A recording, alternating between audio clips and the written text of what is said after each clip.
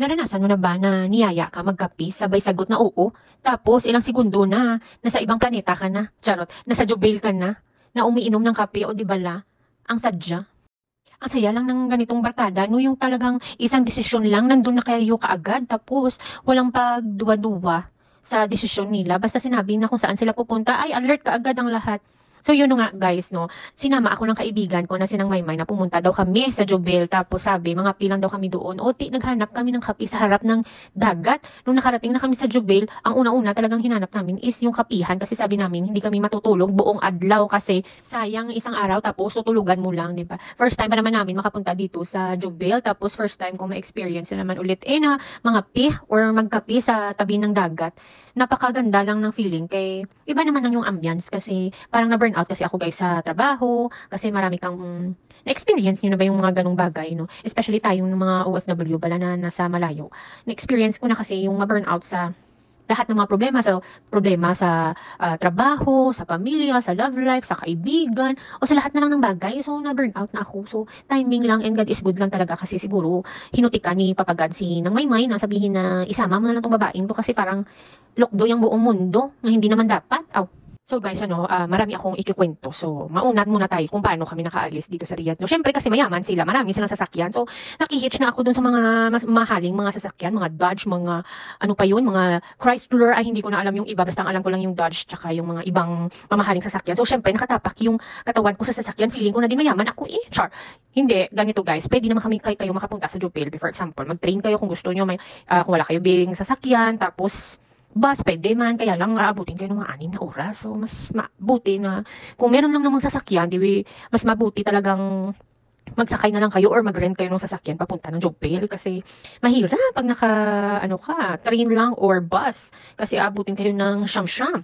So, ito na nga, nakarating na nga kami ng Jubail around mga 3:00. So, parang nilipad lang namin yung Riyadh, guys. As in, yung pet ko parang tumatayo na sa sobrang bilis. Yun nga sabi ko, parang Powerpuff Girl naman kami nito. Isang bubbles lang, nandito na kami sa Jubail kasi grabe. Basta sports car, miss ang dalan. So, amo na to guys. Dumating kami ng Jubail mga around, let's say, 3 o'clock. Kaya umalis naman kami ng Riyadh mga around 11 na ba to? Or mga 12 siguro, mga ganun. Kasi naghihintayan pa syempre ng mga kasama.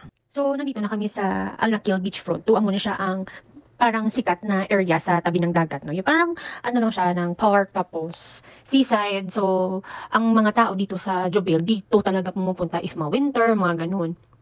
So yun na nga, naghanap na kami ng pwedeng magamit na charcoal. Tapos yun nakahanap kami sa panda. So yun nakakita na kami sa may panda. Ito na nga nag-prepare kami at saka yung bossing namin. Oh my God, grabe. Siya pa yung naglinis ng isda. Tingnan nyo kung nasaan ang isda. Nagsiswimming po ang isda sa tubig. Grabe, no? Siya pala yung guys, yung aming bossing na single tapos walang girlfriend. So sino man ang gustong maging may-ari nitong aming bossing na si Makoy, available po siya. Char. Okay, balik na tayo sa kwento guys.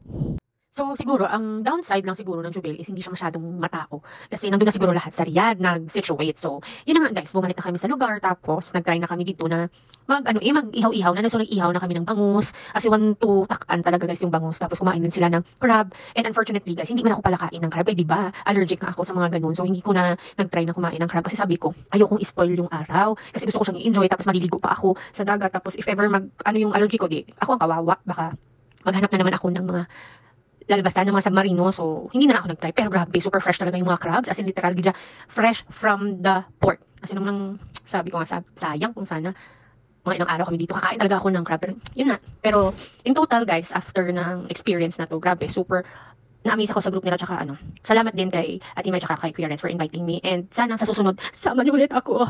Hanggang sa muli. See you na naman sa next naming adventure. So sana, subaybayan nyo lang ang aming video. Huwag kayo mag-skip ng ads. Parang awan nyo na ha.